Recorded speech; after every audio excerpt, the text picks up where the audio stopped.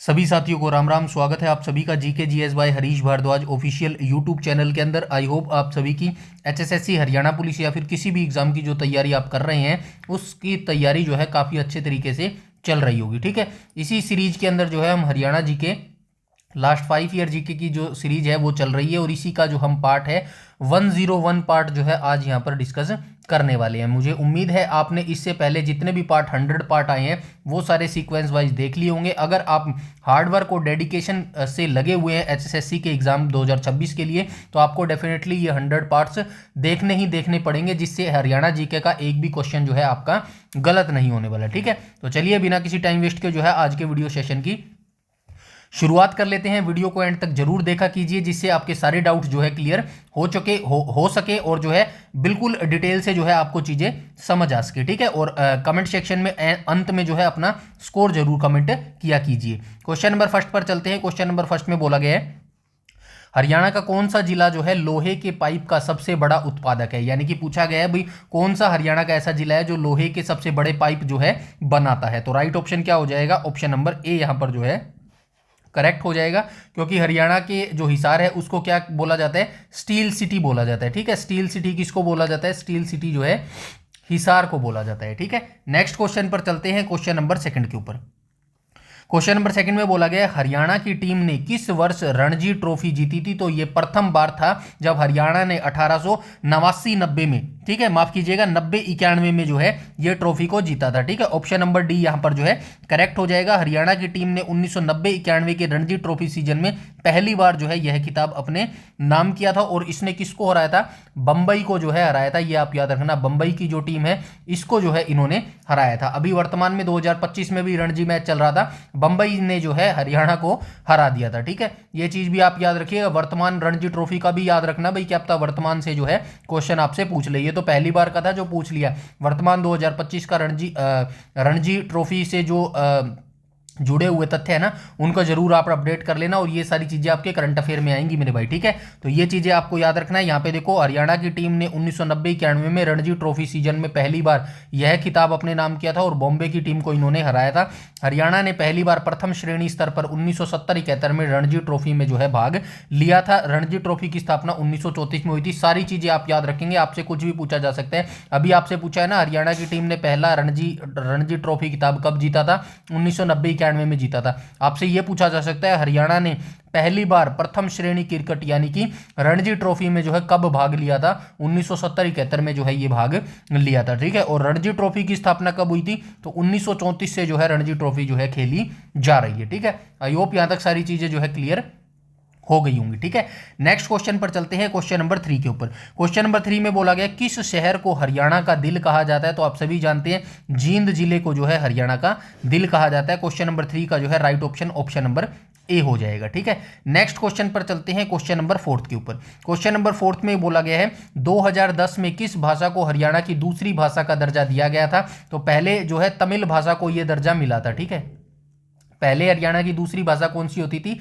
तमिल भाषा होती थी और इसको जो है राजकीय भाषा का दर्जा 1969 में दिया गया था बंसीलाल के समय में। ठीक है, ये आप याद रखेंगे। ठीक है, बंसी लाल के समय में दिया गया था और 2010 में जो है पंजाबी को दूसरा दर्जा मिला। ठीक है, 2010 में पंजाबी को दूसरा दर्जा मिला और ये किसके कार्यकाल में मिला? ये भूपेंद्र सिंह हुड्डा के कार्यकाल में मिला। ठीक है, भूपेंद्र सिंह हुड्डा के कार्यकाल में मिला था। तो ऑप्शन नंबर बी यहां पर जो है बिल्कुल करेक्ट हो जाएगा मेरे भाई। ठीक है, तो ये चीज आप याद रखेंगे। नेक्स्ट क्वेश्चन पर चलते हैं, क्वेश्चन नंबर 5 पर। क्वेश्चन नंबर 5 में बोला गया हरियाणा में दामन शब्द से क्या अभिप्राय है। तो आप सभी जानते हैं दामन जो है ये स्त्रियों के द्वारा पहना जाने वाला जो है एक वस्त्र है। आइए इसके बारे में हम जान लेते हैं। तो ये एक कुर्ती का एक प्रकार, एक एडी तक लंबा एक आभूषण तो ये बिल्कुल नहीं है। ठीक है, दुपट्टा भी ये नहीं है। तो ऑप्शन नंबर ए या सी में से होना चाहिए। तो राइट ऑप्शन क्या हो जाएगा? वेशभूषा में दामन महिलाओं द्वारा पहने जाने वाला एक घेरेदार जो है घाघरा हो जाएगा। ऑप्शन नंबर सी यहां पर जो है बिल्कुल करेक्ट हो जाएगा। ठीक है, ऑप्शन नंबर सी यहां पर करेक्ट हो जाएगा। डिटेल से मैंने यहां पे लिख दिया है। हरियाणा की जो पारंपरिक वेशभूषा में दामन महिलाओं द्वारा पहना जाने वाला घेरेदार जो है घाघरा होता है, इसे आमतौर पर कुर्ती और चुन्नी के साथ जो है पहना जाता है। हरियाणा की महिलाओं के प्रमुख वस्त्र जो है मैंने एक एक करके यहाँ पे लिख दिया है। ये देखो, दामन क्या होता है, दामन एडी तक लंबा चौड़ा और घेरेदार घाघरा होता है, इस पर कढ़ाई, लेस और रंगीन बॉर्डर होते हैं। कुर्ती क्या होती है, कुर्ती ऊपरी भाग पर पहने जाने वाला छोटा बिना कॉलर का जो है वस्त्र होता है। बाकी सारी डिटेल मैंने यहाँ पे लिख दी है भाई, एक एक करके जो है इन सबको पढ़ लेना भाई, ठीक है। हरियाणा के जितने भी वस्त्र है ना उन सभी के बारे में आपको जो है जानकारी हो जाएगी। आभूषण भी मैंने यहाँ पे लिख दिए भैया, देखो, ठीक है। महिलाओं के द्वारा जो आभूषण पहने जाते हैं ना उसमें देखो, बिछुए पहने जाते हैं, तोड़े पहने जाते हैं, झुमके कानों में पहने जाते हैं, गलोबंद हो गया, नथ हो गया, नाक में पहनी जाती है, आदि महिलाओं की जो है पारंपरिक पहचान है मेरे भाई, ठीक है। सारी चीजें आपको याद रखना है, कुछ भी आपको स्किप नहीं करना है 2026 में सिलेक्शन लेने के लिए, ठीक है। नेक्स्ट क्वेश्चन पर चलते हैं, क्वेश्चन नंबर 6 के ऊपर। क्वेश्चन नंबर 6 में क्या बोला गया, राजा हर्षवर्धन के शासनकाल में इनमें से कौन सा दरबारी कवि होता था। तो आप सभी जानते हैं दरबारी कवि कौन होता था, बाण भट्ट होता था भाई, ठीक है। बाण भट्ट होता था। इसने कौन कौन सी पुस्तक लिखी थी, इसने जो है कादंबरी पुस्तक लिखी थी, और कौन सी लिखी थी, हर्ष चरित्र को लिखा था, ठीक है। हर्ष चरित्र को लिखा था, हर्ष चरित्र को जो है इसने लिखा था। इसके दरबार में एक वो भी आया था भाई, जो है बाहर का यात्री भी आया था, जिसका नाम क्या था, हुएन स्वांग था, ठीक है। हुएन स्वांग नाम का यात्री जो है इसके दरबार में आया था। और ये जो है भारत में कब आया था, तो ये भारत में जो है 629 ईस्वी में आया था, ठीक है। 629 ईस्वी में भारत आया था। और इसके दरबार में जो है कब आया था, तो हर्षवर्धन के दरबार में ये जो है 634-35 में जो है ये इसके दरबार में आया था। इसने एक पुस्तक भी लिखी थी जिसका नाम था CU की, जो है इसने जो है एक पुस्तक का नाम लिखा था। हर्ष के द्वारा 3 पुस्तक लिखी गई थी, पर हर्ष जो है खुद एक जो है प्रख्यात जो है लेखक कवि होते थे। इनके द्वारा भी 3 पुस्तक लिखी थी, एक तो प्रियदर्शिका लिखी गई थी, ठीक है, प्रियदर्शिका, ठीक है। एक क्या लिखी गई थी, एक लिखी गई थी नागानंद लिखी गई थी, नागानंद लिखी गई थी। और क्या लिखी गई थी भाई, तीसरी पुस्तक कौन सी लिखी गई थी, हर्षचरित्र, माफ कीजिएगा, प्रियदर्शिका होगी, नागानंद होगी, और कौन सी होगी भाई, तीसरी पुस्तक और थी, बताओ फटाफट आप कमेंट सेक्शन में, तो तीसरी पुस्तक कौन सी लिखी थी, ठीक है। तो ये चीज आपको जो है मुझे कमेंट सेक्शन में कमेंट करके बताना है भाई, हर्षवर्धन ने जो है तीसरी पुस्तक कौन कौन सी लिखी थी, ठीक है। चलते हैं नेक्स्ट क्वेश्चन पे। वैसे डिटेल में यहाँ पे लिख भी दिया गया है, ये देखो 606 ईस्वी में हर्षवर्धन ने जो है 606 ईस्वी से 647 ईस्वी तक जो है शासन किया था भाई, ये चीज आप याद रखेंगे, ठीक है। और उसके बाद जो है यहाँ पे मैंने डिटेल से लिख दिया इनका साम्राज्य, इनका शासन क्षेत्र, ठीक है। एक एक करके आप पढ़ेंगे वरना वीडियो जो है काफी लंबी हो जाती है। ये देखो संस्कृत जो इनके दरबारी कवि थी ना, दरबारी कवि कौन थे, बाण भट्ट थे। ऊपर मैंने बताया ना हर्षचरित्र और कादंबरी जो है इनके द्वारा लिखी गई थी। और हर्ष ने जो है नाटक लिखे थे, अच्छा रत्नावली लिखी थी भाई, नागानंद, प्रियदर्शिका और रत्नावली को जो है 3 नाटक इन्होंने लिखा था, ठीक है। इनके साथ जो है एक युद्ध भी हुआ था, आया क्या युद्ध यहाँ पे, पुलकेशिन द्वितीय के साथ एक युद्ध भी हुआ था। ये रहा देखो 618 ईस्वी में नर्मदा नदी के युद्ध पर जो है पुलकेशिन द्वितीय ने जो है इनको हरा दिया था, ठीक है। ये चीज आप याद रखेंगे, हर्षवर्धन के बारे में कंप्लीट डिटेल मैंने यहां पर आपको लिख दी है मेरे भाई, ठीक है। ये चीज आप याद रखेंगे। नेक्स्ट क्वेश्चन पर चलते हैं, क्वेश्चन नंबर 7 के ऊपर।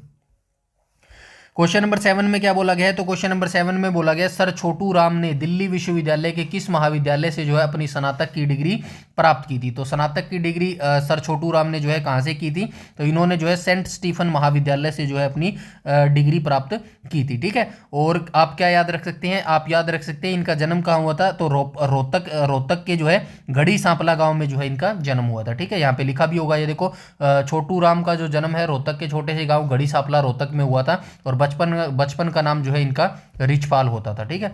नेक्स्ट क्वेश्चन पर चलते हैं, क्वेश्चन नंबर 8 के ऊपर।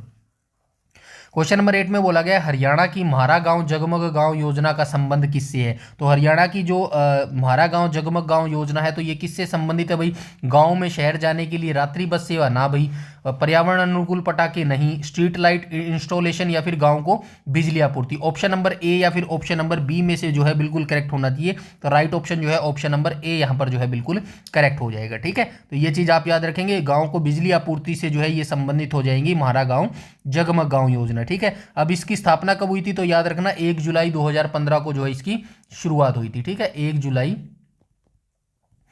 2015 को जो है इसकी शुरुआत हुई थी, ठीक है। यहाँ पे मैंने लिख दिया है, ये देखो हमारा गांव जगमग गांव जो योजना है 1 जुलाई 2015 को शुरुआत हुई थी। उद्देश्य देख लेना, जिन गांवों में 100% बिलिंग और वसूली होगी उन्हीं गांवों को जो है 24 घंटे निर्बाध बिजली आपूर्ति की जाएगी। ठीक है, तो ये चीज़ आप याद रखना। ठीक है, यहाँ पे HPVNL के बारे में भी जो है मैंने बता दिया है। ठीक है, नेक्स्ट क्वेश्चन पर चलते हैं।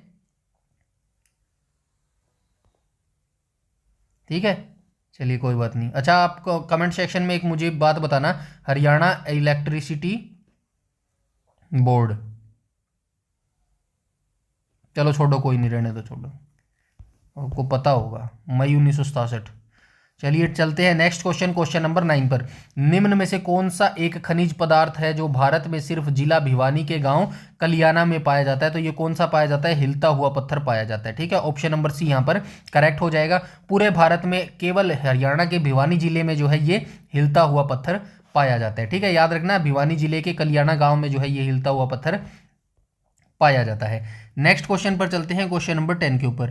क्वेश्चन नंबर 10 में क्या बोला गया? निम्न में से हरियाणा के किस जिले में स्वामी ओमानंद सरस्वती संग्रहालय जो है स्थित हो जाएगा? तो ये कहाँ पर हो जाएगा? तो ये ओमानंद सरस्वती संग्रहालय जो है, तो ये हो जाएगा भाई, ओमानंद सरस्वती संग्रहालय की स्थापना कब हुई थी? सबसे पहले आप ये चीज याद रखेंगे। ठीक है, तो 10th का राइट ऑप्शन झज्जर हो जाएगा। ठीक है, झज्जर में इसकी स्थापना की गई थी, 1959 में जो है इसकी स्थापना की गई थी। ठीक है, ये चीज आप याद रखेंगे। गुरुकुल पुरातत्व संग्रहालय यह हरियाणा राज्य का सबसे बड़ा पुरातत्व संग्रहालय है। इस संग्रहालय की स्थापना स्वामी ओमानंद सरस्वती ने 1959 में जो है इसकी स्थापना की थी। ठीक है, नेक्स्ट क्वेश्चन पर चलते हैं, क्वेश्चन नंबर 11 के ऊपर। क्वेश्चन नंबर 11 में क्या बोला गया? 1999 में यमुना नदी पर पुराने ताजेवाला बैराज को बदलने के लिए डैश को बनाया गया था। तो आप सभी जानते हैं ताजेवाला बैराज कहाँ पर अवस्थित है? ताजेवाला पहले होता था भाई, अब तो इसका नाम चेंज कर दिया गया। ताजेवाला बैराज जो है ये यमुना नगर में अवस्थित है। ठीक है, यमुना नगर में अवस्थित है। ठीक है, यमुना नगर में। इसकी स्थापना कब हुई थी? 1873 में अंग्रेजों के द्वारा इसकी स्थापना की गई थी। उसके बाद जो है 1999 में जो है एक नया बांध बना दिया गया इसके नाम पर, जिसका नाम था, क्या नाम था भाई? हथीनी कुंड बैराज नाम था। ठीक है, ऑप्शन नंबर ए यहाँ पर करेक्ट हो जाएगा। ठीक है, इसी का जो है प्रेशर कम करने के लिए जो है 1999 में किया गया था। 1999 में यमुना नदी पर पुराने ताजेवाला बैराज को बदलने के लिए हथीनीकुंड बैराज को बनाया गया था। हथीनीकुंड बैराज का निर्माण ताजेवाला बैराज की जगह पर ही किया गया था। यह बैराज यमुना नदी पर स्थित है। हरियाणा तथा उत्तर प्रदेश की सिंचाई के लिए पानी का नियंत्रण जो है यह करता है मेरे भाई। ठीक है, नेक्स्ट क्वेश्चन पर चलते हैं, क्वेश्चन नंबर 12 के ऊपर। निम्नलिखित में से कौन सा सम्राट हर्षवर्धन द्वारा लिखित एक महाकाव्य नाटक है? तो अवंती सुंदरी तो हर्षवर्धन ने नहीं लिखा है, मेघदूत नहीं लिखा है, कादंबरी को भी नहीं लिखा है भाई। कादंबरी को किसने लिखा है? इनके बाणभट्ट के जो कवि थे ना, कि कौन थे? बाणभट्ट थे, उन्होंने जो है कादंबरी को लिखा है। रत्नावली इन्होंने लिखा है। ठीक है, रत्नावली को जो है हर्षवर्धन के द्वारा लिखा गया है। ठीक है, इसके साथ साथ दो और याद कर लेना, रत्नावली, प्रियदर्शिका, नागानंद। ठीक है, ये 3 नाटक जो है हर्षवर्धन के द्वारा लिखे गए थे। ठीक है, नेक्स्ट क्वेश्चन पर चलते हैं, क्वेश्चन नंबर 13 पर। 13 में क्या बोला गया? हरियाणा में राजीव गांधी परिवार बीमा योजना जो है कब शुरू की गई थी? तो हरियाणा में जो है परिवार बीमा राजीव गांधी परिवार बीमा योजना जो है ये कब शुरू की गई थी? 2006 में जो है इसको शुरू किया गया था। ठीक है, नेक्स्ट क्वेश्चन पर चलते हैं, क्वेश्चन नंबर 14 पर। 1 अप्रैल 2006 को जो है ये शुरू की गई थी। नेक्स्ट क्वेश्चन पर चलते हैं, क्वेश्चन नंबर 14 पर। क्वेश्चन नंबर 14 में क्या बोला गया है? तो क्वेश्चन नंबर 14 में बोला गया है, पानीपत का तीसरा युद्ध में मराठों की हार ने किस शासक को उत्साहित किया जिन्होंने अपने पुत्र जवाहर सिंह को गुड़गांव एवं रोहतक के मुगल फौजदार मुसावी खान पर जो है हमले करने के लिए भेजा था? तो ये आपको इसकी पूरी स्टोरी जो है याद होनी चाहिए। पैसे मैं आपको आंसर बता देता हूँ। सूरजमल ने जो है ना अपने पुत्र जवाहर सिंह को जो है इसके लिए भेजा था भाई। ठीक है, आइए नीचे व्याख्या देख लेते हैं क्वेश्चन नंबर 14 की। पानीपत का तृतीय युद्ध कब हुआ था? आप सभी जानते हैं 1761 में अहमद शाह अब्दाली और मराठों के बीच में ये युद्ध लड़ा गया था। इनका नेतृत्व सदाशिवराव भाऊ के द्वारा किया गया था। मराठों की इसमें हार हो गई थी। इस हार से भरतपुर के राजा होते थे जाट राजा सूरजमल। इन्होंने मुगल दरबार में मराठों के प्रभाव में आई कमी का जो है लाभ उठाना चाहा। उन्होंने अपने पुत्र जवाहर सिंह को गुड़गांव और रोहतक में मुगल फौजदार मुसावी खान पर जो है हमला करने के लिए भेजा था मेरे भाई। ठीक है, ये सारी चीजें आप याद रखेंगे। नेक्स्ट क्वेश्चन पर चलते हैं, क्वेश्चन नंबर 15 पर। क्वेश्चन नंबर 15 में बोला गया, निम्न में से किस जिले में अनंगपुर बांध स्थित है? तो आप सभी जानते हैं अनंगपुर बांध जो है फरीदाबाद जिले में ये अवस्थित है। ठीक है, अनंगपुर बांध फरीदाबाद जिले में अवस्थित है और 8वीं शताब्दी में तोमर राजवंश के जो राजा होते थे ना, अनंगपाल प्रथम, इन्हीं के द्वारा जो है इसका निर्माण किया गया था। ठीक है, अनंगपुर बांध फरीदाबाद जिले में स्थित है। यह बांध 8वीं शताब्दी में तोमर वंश के राजा अनंगपाल प्रथम के शासनकाल में जो है इसको बनाया गया था। ठीक है, नेक्स्ट क्वेश्चन पर चलते हैं, क्वेश्चन नंबर 16 पर। 16 में बोला गया हरियाणा की बागवानी विश्वविद्यालय की स्थापना कहाँ की जा रही है? तो हरियाणा की बागवानी विश्वविद्यालय की स्थापना जो है करनाल में की जा रही है मेरे भाई। ठीक है, ऑप्शन नंबर ए करेक्ट हो जाएगा क्वेश्चन नंबर 16 का। यहाँ पे देखो ये हरियाणा का बागवानी विश्वविद्यालय करनाल में स्थित है। इस विश्वविद्यालय का नाम महाराणा प्रताप बागवानी विश्वविद्यालय है। यह विश्वविद्यालय 28 नवंबर 2016 को जो है अस्तित्व में आया था मेरे भाई। ठीक है, नेक्स्ट क्वेश्चन पर चलते हैं, क्वेश्चन नंबर 17 पर। 17 में क्या बोला गया? महेंद्रगढ़ का नाम किसके नाम पर पड़ा था? तो महेंद्रगढ़ का नाम किसके नाम पर पड़ा था भाई? तो महेंद्रगढ़ का नाम क्वेश्चन नंबर 17 का राइट ऑप्शन हो जाएगा ऑप्शन नंबर सी, राजा महेंद्र के नाम पर पड़ा था। इसकी पूरी डिटेल आप याद रखना। पहले महेंद्रगढ़ को कानोड़िया का किला कहा जाता था। यहाँ पे देखो, कानोड़िया ब्राह्मण द्वारा आबाद किए जाने की वजह से महेंद्रगढ़ शहर को पहले कानोड़ के नाम से जाना जाता था। कहा जाता है कि बाबर के एक सेवक मलिक महमूद खान ने इसको बसाया था। 17वीं शताब्दी में मराठा शासक तात्या टोपे ने यहाँ एक किले का निर्माण करवाया था। 1861 में पटियाला रियासत के शासक होते थे महाराज नरेंद्र सिंह। इन्होंने अपने पुत्र मोहिंदर सिंह के सम्मान में जो है इस किले का नाम महेंद्रगढ़ रख दिया था। ठीक है, इसीलिए आपको यहाँ पे महेंद्र सिंह जो है चूज करना होगा। ठीक है, इसी किले के नाम की वजह से इस नगर को जो है महेंद्रगढ़ के नाम से जाना लगा मेरे भाई। ठीक है, समझ गए सारी चीजें यहाँ तक? आई होप आप समझ गए होंगे। नेक्स्ट क्वेश्चन पर चलते हैं, क्वेश्चन नंबर 18 पर। 18 में क्या बोला गया? 18 में बोला गया सत्यार्थ प्रकाश की रचना किसने की थी? स्वामी दयानंद सरस्वती के द्वारा जो है सत्यार्थ प्रकाश की जो है स्थापना की गई थी। आर्य समाज की स्थापना आप सभी जानते हैं 10 अप्रैल 1875 को मुंबई में जो है स्वामी दयानंद सरस्वती के द्वारा की गई थी। इन्होंने कई ग्रंथों की भी रचना की है, जिसमें सत्यार्थ प्रकाश हो गया, संस्कार विधि हो गया, ऋग्वेद भाष्य हो गया, भूमिका ऋग्वेद भाष्य और यजुर्वेद भाष्य प्रमुख है। ठीक है, ये चीजें भी आप याद रखेंगे। नेक्स्ट क्वेश्चन पर चलते हैं, क्वेश्चन नंबर 19 पर। 19 में क्या बोला गया है? तो क्वेश्चन नंबर 19 में बोला गया निम्न में से किस वर्ष board of school education Haryana Bhiwani अस्तित्व में आया था? यानी कि HBSC की यहाँ पे बात कर रहा है। HBSC की फुल फॉर्म आई होप आप सभी को पता होगी, Haryana board of school education जो है इसकी फुल फॉर्म हो जाएगी। ठीक है, यही जो है HTET का एग्जाम कंडक्ट करवाती है। ठीक है, अब इसका जो है भिवानी बोर्ड अस्तित्व में कब आया था? 1969 में तो ये अस्तित्व में आ गया था, लेकिन इसकी स्थापना कहाँ की गई थी? चंडीगढ़ में जो है भाई इसकी स्थापना की गई थी, लेकिन इसको बाद में जो है भिवानी स्थानांतरित कर दिया गया भाई। ठीक है, भिवानी इसको जो है ट्रांसफर कर दिया गया। और आपको ये याद रखना है भिवानी जो है इसको ट्रांसफर 1981 में किया गया था मेरे भाई। ठीक है, नेक्स्ट क्वेश्चन पर चलते हैं, क्वेश्चन नंबर 20 पर। 23 दिसंबर 1965 को भारत सरकार ने पंजाब के विभाजन का अध्ययन करने हेतु किसकी अध्यक्षता में एक संसदीय समिति का जो है गठन किया था? तो यहाँ पे 23 दिसंबर, वही मैं सोचूं 23 दिसंबर नहीं आना चाहिए, सितंबर आना चाहिए यार यहाँ पे, 23 सितंबर।